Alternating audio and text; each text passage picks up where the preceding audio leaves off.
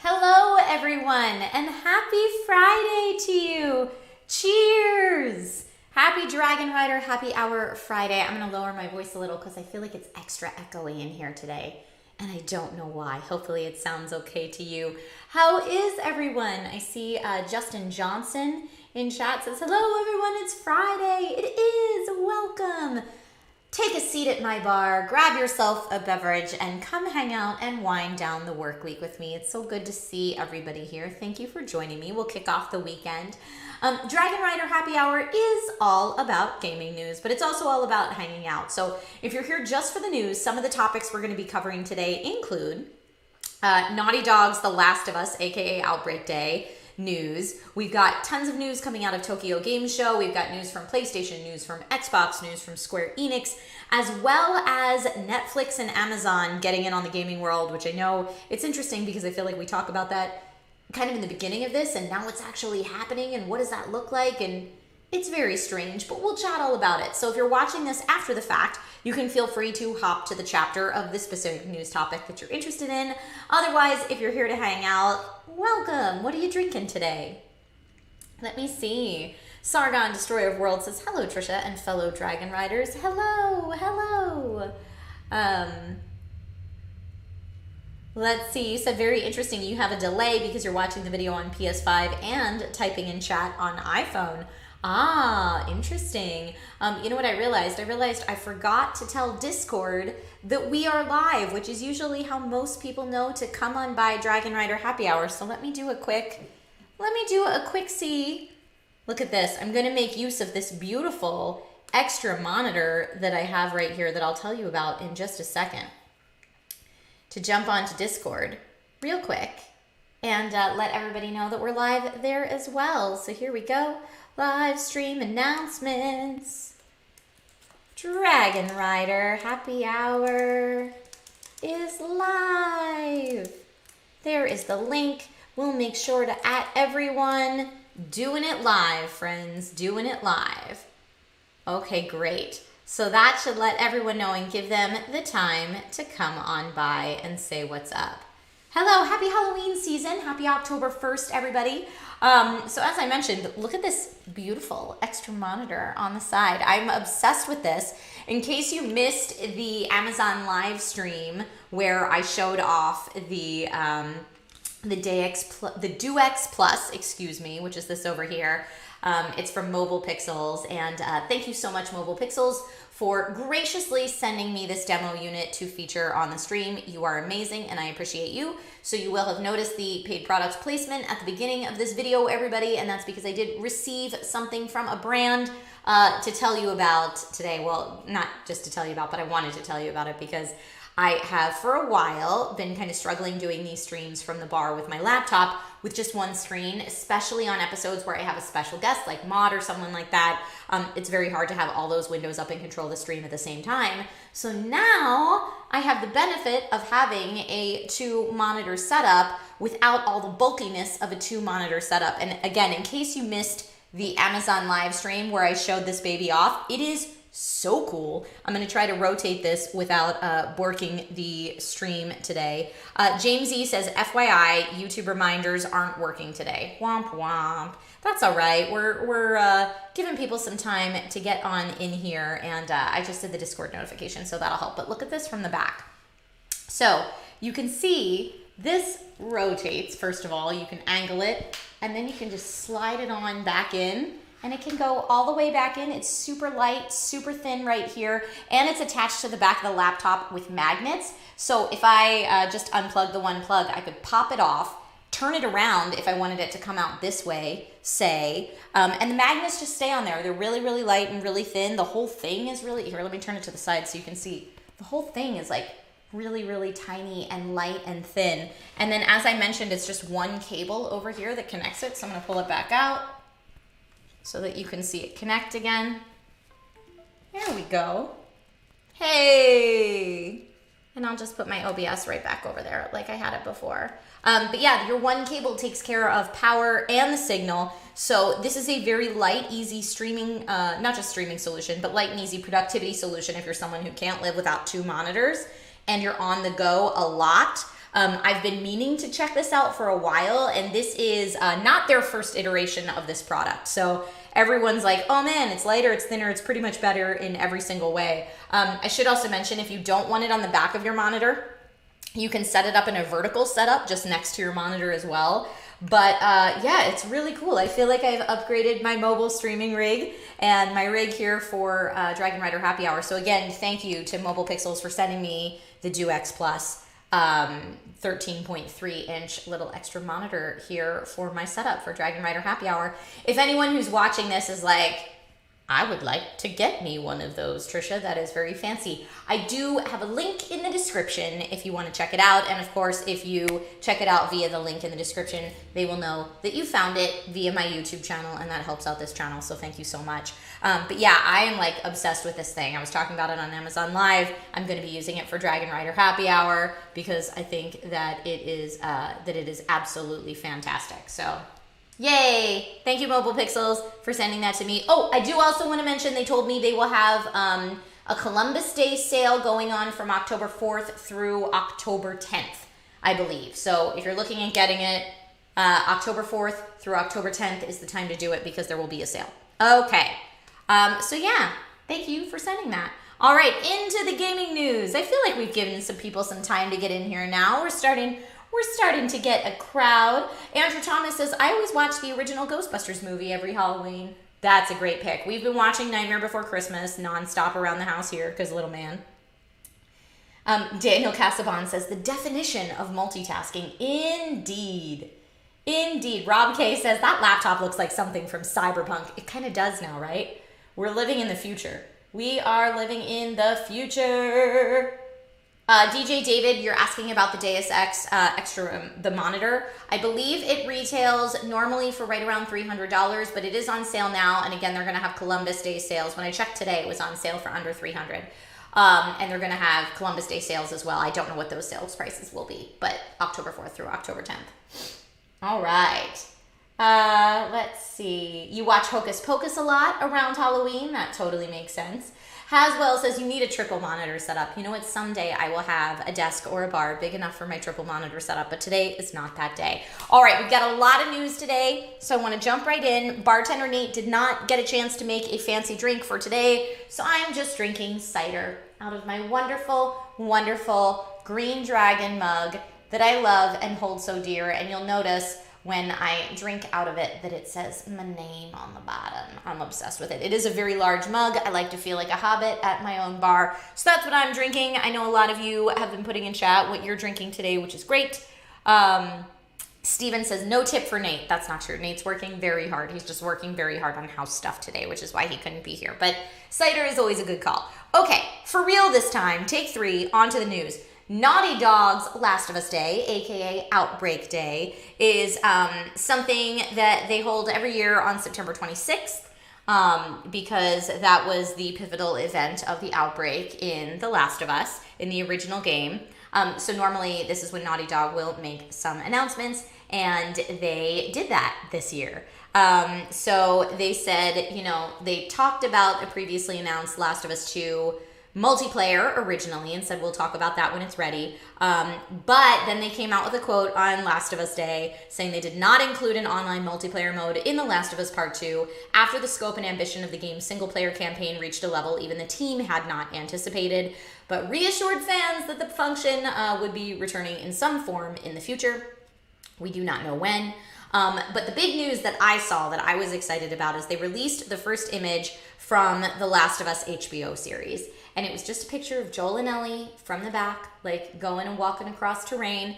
And it could have been a still from the game. We're looking at them from the back. So wardrobe nailed it. Hair looked right. Terrain looked right. Like a friend of mine and me were joking around like, I think it's fair to say that HBO understood the assignment.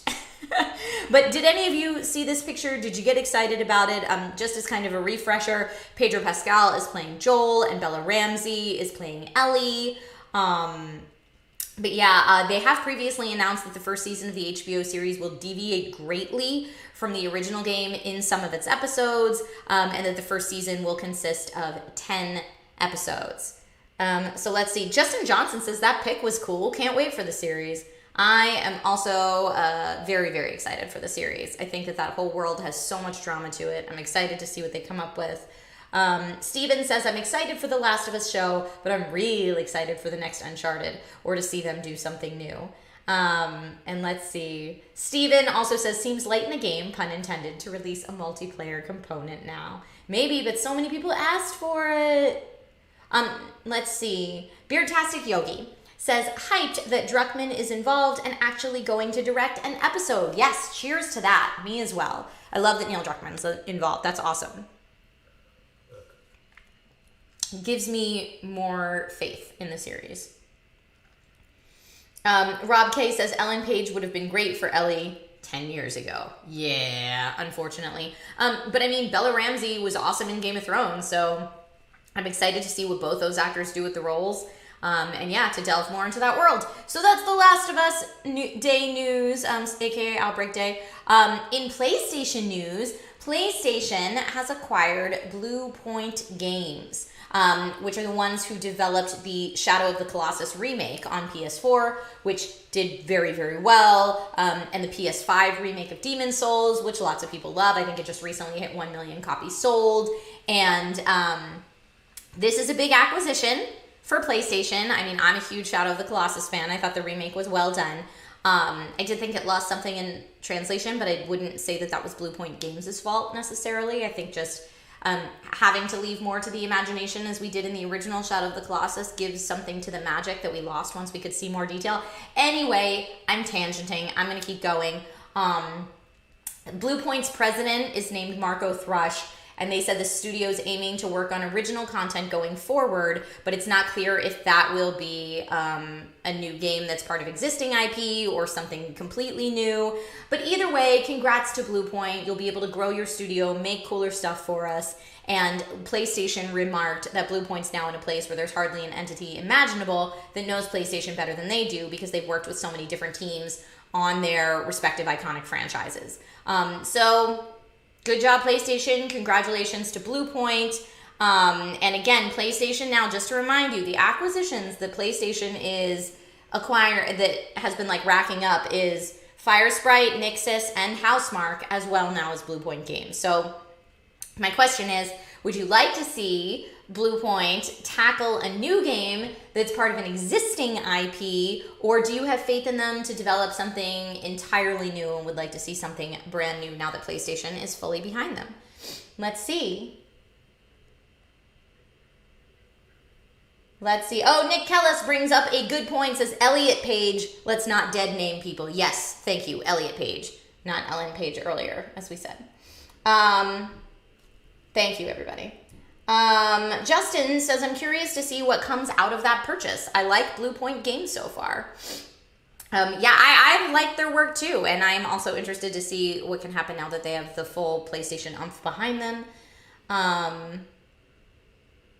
Himura Jubai, taking it back, says, Elliot Page is a great actor. Would love to see them in more games and series. I agree with that as well. Haswell1150 says, I would like to see something new. And Daniel says PlayStation's making that cheddar. Of course they are. I mean, the major video game companies are always going to do pretty well, but sharing that cheddar with some games development studios hopefully will help make better games for all. So that's the PlayStation acquisition news. Let's get into Tokyo Game Show. So a lot of people were talking about this on my Twitter feed today, but Square Enix had their showcase at Tokyo Games Show, I think this morning. And they did start off the presentation by saying there would be no news about Final Fantasy 16, womp womp, in the showcase. However, they did have a lot of other announcements. There's a new demo out for Stranger of Paradise, which is a Final Fantasy spin-off, developed by Team Ninja. And Dungeon Encounters is an all-new dungeon exploration RPG lots of people were hyped for, and it's releasing October 14th. Like, they announced it, it's all new, everyone's like, oh, what is this? Thinking it comes out in years. Nope, October 14th.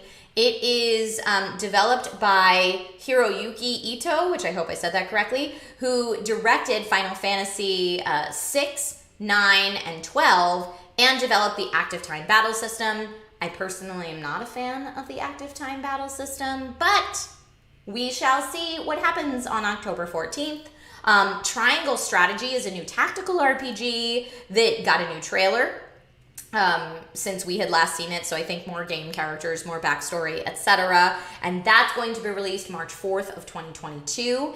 And it's in the same vein as Final Fantasy Tactics and graphically kind of feels like an Octopath Traveler if you didn't get a chance to see it.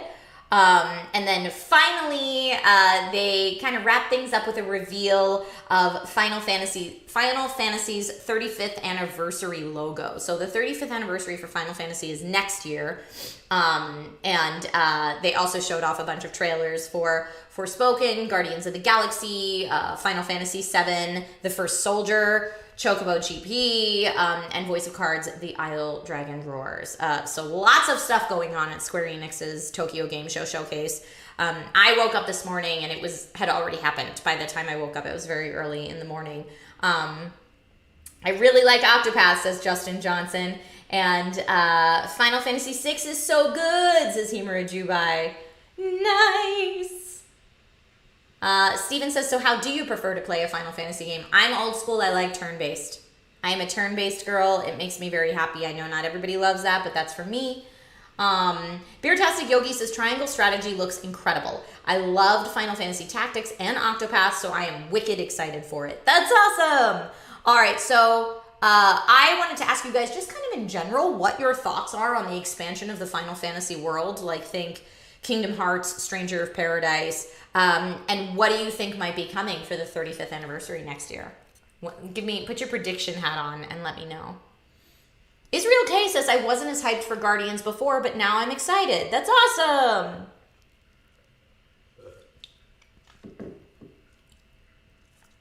Steven says, I liked the combat of the new one, but to each their own. Himura Jubai says, turn-based is OG. Kind of miss it. Yeah, I know it doesn't keep today's new generation of gamer as interested. But yeah, it is OG, it is old school. Maybe it's nostalgia that makes me like turn-based, but as someone who's never been a gamer that very heavily relied on their hand-eye coordination, I really like to kind of do the mental gymnastics and like play the chess of it all, of taking my time to calculate my next move. So turn-based, it just appeals to the type of games I like to play and the type of gamer I am. I understand that it doesn't make for the most interesting stream, which a lot of games are thinking about now, or again, kind of for the next gen of gamer that likes things quick and fast. So I get it. I'll still play it. Don't get me wrong. But I miss the OG turn-based. I do.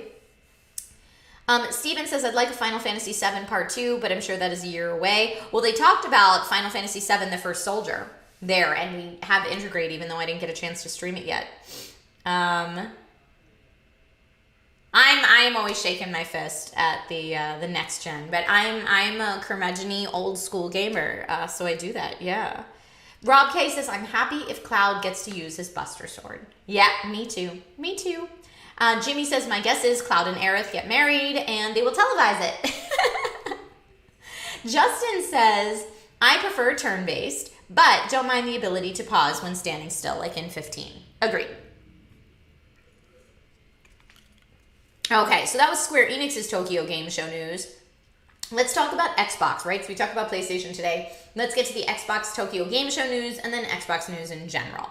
So the Xbox showcase for Tokyo Game Show included, they let us know that Xbox Cloud Gaming will become available in Japan, Mexico, Australia, and Brazil starting today, October 1st. So if you're watching this from Japan, Mexico, Australia, and Brazil, congrats, you can now access Xbox Cloud Gaming as part of your Game Pass Ultimate if you're a Game Pass Ultimate person. Phil Spencer has said that he wants more Japanese games, saying that Xbox is working every single day to increase our lineup of Japanese games to help bring more Japanese games around the world. And Japan is currently the fastest growing market for Xbox out of anywhere else in the world. So that's kind of an interesting turn and an interesting thing to watch from their perspective.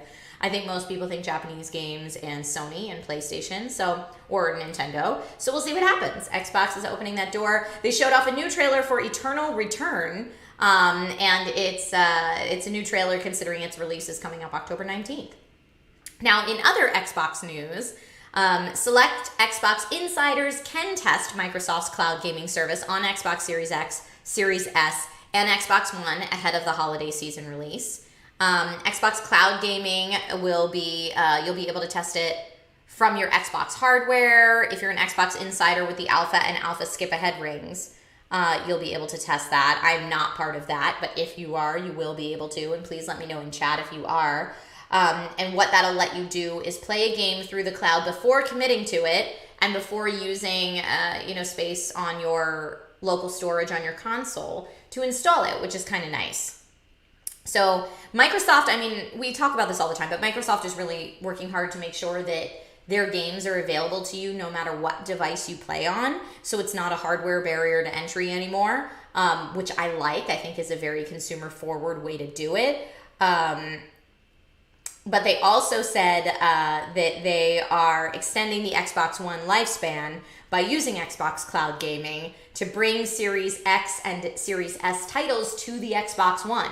So if you're someone who's like, oh man, I don't have, the newest generation to play these titles, now you might be able to play them on one through cloud gaming, which I do think is nice. So like live demos, says James E. Yeah, kind of. Hans says, I was wondering if I could use a Chromebook or Chromebox for Xbox Cloud Gaming. I bet you could. Because, you can do it through Android operating systems and now through iOS. I haven't tried it on a Chromebook, but I bet you probably could at this point. And also Xbox Series X and S consoles now support Dolby Vision gaming, was an announcement made, which enables brighter highlights and sharper contrast and more vibrant colors. And these will be the Xbox Series X and S consoles will be the first game consoles to support that. So that's kind of a nice partnership. And so let me see if Microsoft did say they're working on building a more global ecosystem. I'm trying to think about that Chromebook thing and what I've heard about it. I know they want to allow Xbox Cloud Gaming. They mentioned smart TVs specifically and streaming stick devices as well. You might already be able to do it on a Chromebook. I don't know. Justin says Ultimate Game Pass is the way to go for sure. I do like PlayStation Plus, but hard to compete with Game Pass now. That's their whole business strategy, is trying to make it very hard. Snack Pack says can confirm works on iOS and Chromebook. There you go. I figured if it worked on Android, they probably figured out how to make it work on Chromebook. Thank you, Snack Pack, for confirming that.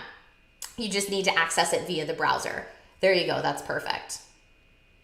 That is perfect. Israel K says, while I don't do cloud gaming much, I do love more games having cloud saves since I play on my PC and laptop on the go. Yes, let's hear it for cloud save. Cloud save and cross-platform. So that's something I like about Game Pass. Is like if I start playing it on my Xbox and then save my game and then want to pick it up on my PC later, sometimes you even have cross-platform saves, and that is awesome. Or, if I am playing on my PC and then I want to go somewhere and I want to pick it up where I left off on my phone, that's real nice. Real nice. All right, let's get into the Netflix gaming news, which it always boggles my mind to say Netflix gaming news because it seems like such an oxymoron, right? In my mind, I'm like, Netflix is where I watch entertainment, not where I play entertainment, but they're actively trying to fix that. So Netflix has acquired Night School Studio, which you may remember from After Party and Oxenfree, which are both games that I loved. I like Night School Studio. It's an indie studio that I really do like a lot of what they come out with. And Night School put a blog post out on its official website saying that, here's the quote, Night School wants to stretch our narrative and design aspirations across distinctive original games with heart. Netflix gives film, TV, and now game makers an unprecedented canvas to create and deliver excellent entertainment to millions of people. Our explorations in narrative gameplay and Netflix's track record of supporting diverse storytellers was such a natural pairing, it felt like both teams came to this conclusion instinctively. So Netflix is currently allowing subscribers in Spain, Italy, and Poland. It was just Poland originally. Now it's Spain, Italy, and Poland to access 3 games through Netflix: Shooting Hoops, Teeter Up, and Card Blast. So you can, if you are in any of those regions, there's apparently a games tab in Netflix that you don't have to pay any more for it or anything. It's just part of your regular Netflix. You can go to the games tab and access these games. They don't have ads. They don't have in-app purchases or anything like that. which, I mean, that's what they've said consistently. That is going to be their game strategy. So the earlier version of this, as I mentioned, launched in Poland to subscribers over the summer and included 2 Stranger Things themed games. And yeah, this is where Netflix is going. I assume right now these games are only available via mobile, because what would your control scheme be if you were trying to use this on your television, on your smart TV, Netflix, or something like that? But I guess if you open the Netflix app on your mobile phone, you can access these games. So my question is, are you guys excited about Netflix adding gaming to their service? Have you played any of their choose your own adventure narratives like they did with Black Mirror Bandersnatch? And would you like to see them go further in that direction, or does this feel just totally kind of out of place for you? For me, it still feels out of place, yet I'm like eating my popcorn, watching what they do next. Let's see. Let's see. Steven says, I expect Netflix gaming to be like Stadia. Much hype and celebrity endorsement, and then it just dies out. I hope that's not the case, but it could be. Jimmy Sprinkle says, Oxenfree was fun and scary. It was a little bit spoopy. It was a little bit spoopy. Daniel Casabon says, Netflix equals media conglomerate. Remember when they shipped DVDs? Seems like forever ago. Yeah, I mean, between the Netflix news I'm talking about now, in a second we'll talk about the Amazon games news.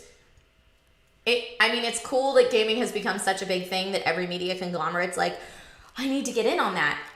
But also, I just hope they do their research and like bring in good people to like really get in on that in a way that makes sense and kind of benefits everybody. But Night School Studios is awesome, so that was a good way to have. Hans says, while it's nice to have, I don't think it's for me. I don't play a lot of mobile games, so if it's mobile only, I probably won't make much use of it. But if you're a household that has Netflix anyway, free games. Like, thanks. I mean, that's pretty good. Jimmy Sprinkle says, I have played those and enjoyed it, but not really caring for the new games so far. I haven't had a chance to test any of them because I don't live in Spain, Italy, or Poland. But for any of you who have and have feedback, again, let us know in the comments or in chat, and or hit me up via Discord, because I would love to hear more about it since I haven't had a chance to try it. Israel K says, I don't know about gaming on Netflix, but games based off Netflix properties could be fun. Oh yeah, agree with that. Well, Noel says the interactive things are the only things I played. Me too. I played Black Mirror Bandersnatch and I forget what the other choose your own adventure type narrative they had on there was. But I enjoyed them. I thought they were really interesting. I don't know that I would go back like replayability wise, but it was definitely an interesting way to tell a story that I appreciated.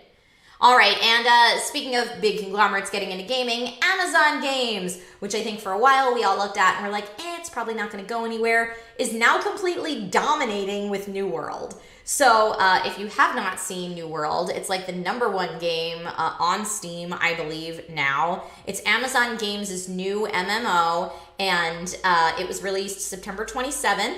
And yeah, it's has already become Steam's most played game of 2021. And it was just released September 27th. So the summary for New World, if you haven't seen it, is fate has summoned you to the shores of Eternum, the Eternal Isle. In New World, overcome the brutal legions of the corrupted and draw battle lines with competing players in this land of danger and opportunity. It currently has, I think it's topped out at over 680,000 concurrent players, and or the all-time peak was over 707,000 concurrent players.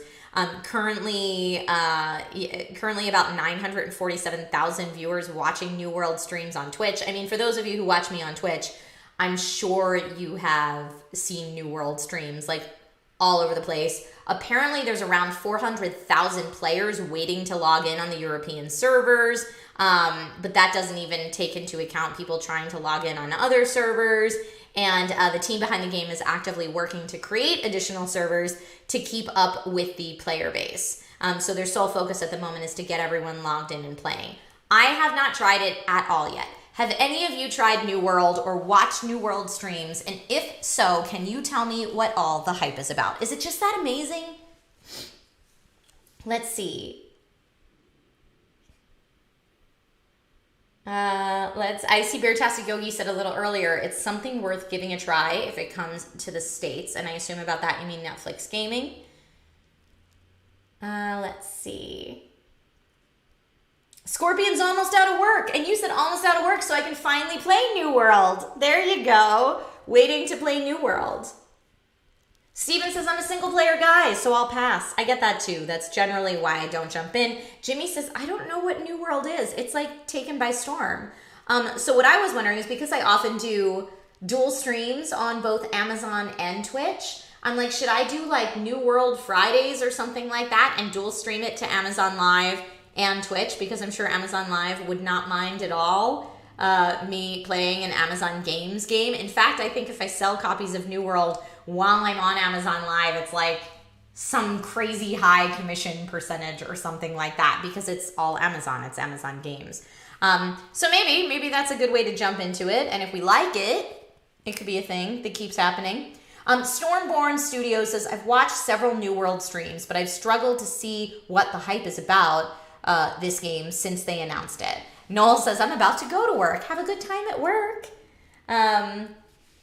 Adventure in Life says, what is the gaming genre of New World? MMO. And will you do a Twitch stream of New World? I don't know. Maybe. That's what I'm like. Maybe we'll do a Twitch and Amazon Live dual stream. And I could like add in a Friday stream or something and do like New World Fridays. I don't know if it's fun. Steven says, then do it, girl. Scorpion says, I played the beta. It's kind of like WoW, something different, not a battle royale. Yep. Let's see. New World needs some zombie hordes. Oh, zombie hordes make everything more fun. Humor Jubai says, apparently New World is an MMO that plays like an action game. Yes, exactly. Exactatively. I think they're trying to compete with WoW. Good luck. You know what? As far as I know, the setting is completely different than WoW, so that might be enough to differentiate it, but WoW is not the only MMO in town. I say that as someone who grew up with World of Warcraft and loves World of Warcraft. So yeah, we'll see what they do, and maybe we'll even check it out on stream. All right, quick hit news. So I want to start off with a positivity news story. So it's going to sound sad at first, but you just wait, it'll come around. The voice actor for Kratos came out and said he is the reason for the God of War Ragnarok delay, which is sad. But Sony Santa Monica was awesomely supportive and all about it, which is the positivity. So here's the full thing. Christopher Judge, who is the voice behind Kratos in 2018's God of War, said that God of War Ragnarok was delayed because he needed to have surgery. But he said that Sony Santa Monica was awesome about his surgery. They were in no way anything but lovely and supportive and said, take all the time that you need. They never said a word about that that's why it was delayed or what caused it. And this is a quote from Christopher Judge said, look, studios are a-holes, but this company from top to bottom should give us hope. What they did for the crew is way more that I can't even talk about, but I've said to all involved, it's the classiest thing that I've ever heard about in this business. Everyone involved in the God of War franchise puts their hearts and souls into every game you see. I want to thank everyone that's allowed me to play and laugh and love and cry without judgment, but with unconditional support and love in this thing of all of ours. So Beertastic Yogi says, Christopher Judge is awesome, and I hope he recovers swiftly and completely. And Steven Summers says Sony Santa Monica seems like an extraordinarily cool studio. So yes, healing vibes to Christopher Judge, and I love that Sony Santa Monica was like, look, you take care of you first, the game will wait for you. And again, I do think classy is the perfect word for it, that Sony Santa Monica didn't come out and say to all the fans that are super angry that it got delayed, like, you know, it's because someone has to have surgery, chill. They just, you know, that's his private business. They kept it to themselves. And I feel like that was a nice, like, positive gaming news story, that there are some development studios out there that are super awesome and supportive of the people who work on their games. And you love to hear it. So Christopher Judge, we hope that you recover from your surgery soon. And we all can't wait to play God of War Ragnarok. Cheers. Cheers for that, everybody.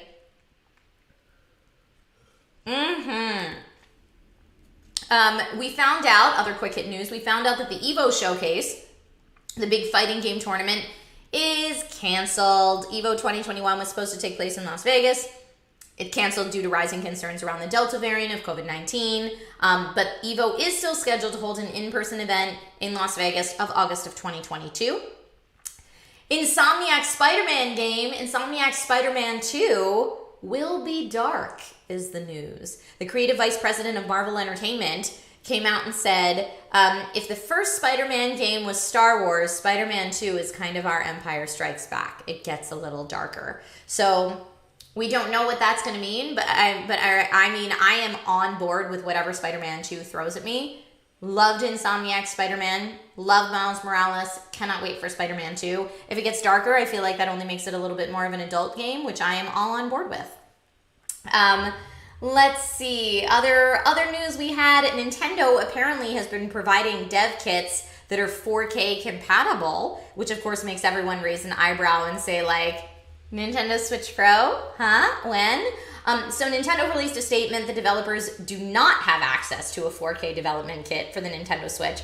But despite lots of rumors and reports, and they said they have no plans for an additional model outside of the Switch OLED, which lacks a 4K display. However, all of the rumors point to late 2022 at the earliest, if it's going to happen. Infer what you will. We have the official statements. We have all the reports and rumors. Beertastic Yogi says, please, Nintendo, commit to the Switch Pro. Commit. Okay, and I guess you guys you're guessing at what the darker Spider-Man 2 could be. Is Spider-Man a villain? Daniel says dark is good. Wolverine cameo? Maybe. All right, Q&A time. Tu Wallace has been very patient in chat. To answer your question, I do not have an OF site nor a Patreon. I actually don't do any crowdfunding for any of my content. I make my living as a tech and gaming host, and I create content on the side for funsies. So if you want to hang out here or on my Twitch channel, you are welcome to do that, but I do not ask my viewers for money through any crowdfunded platform, to answer your question. Let's see. Or the Punisher. Steven Summers, you're putting the Punisher in Spider-Man 2? But yeah, that's it for our news. So if anybody else has any chat questions or any other news you've seen this week that you've been dying to talk about, bring it up now. I'd love to hear it. Spider-Man will now have a split personality. DJ says, will it be co-op? I mean, these are all great questions. I wish that I had the inside information to anything going on at Insomniac, whether it be Wolverine or Spider-Man 2, but alas, I do not. I do not. And even if I did, it'd probably be so thoroughly under NDA, they wouldn't even tell me because they know I create content online. Just a guess. Steven says, Spidey and the Punisher team up a lot. Well, you know what? Maybe you've guessed it. Maybe you've called it out ahead of time. But yes, to everyone who joined for happy hour today, a big cheers and a hip hip hooray to you. Thank you for helping me wind down my work week and kick off the weekend. I hope that whatever you have planned this weekend or for the remainder of your week, you're able to stay safe and healthy and be kind to one another. Pass positive vibes out into the world and hopefully they'll come right back to you. All right, everyone. Cheers. And and again, a huge thank you to Mobile Pixels for my beautiful, you guys called it a cyberpunk-esque setup, but this gorgeous extra monitor that I have here to be able to do these streams a little bit easier. And especially when I have someone like Maud Garrett or a special guest come on, it's going to be so helpful to have this extra screen room. So thank you very much. I appreciate you. Again, a shout out to everyone. If you haven't had a chance to check out the Deux Plus, linked in the description below for Mobile Pixels, definitely check it out. They will be on sale from October 4th through October 10th. All right, everybody. Mwah! Cheers! Goodbye! See you later! Maybe next time. Oh, I will see you on Twitch on Sunday morning for the Sunday Chill stream.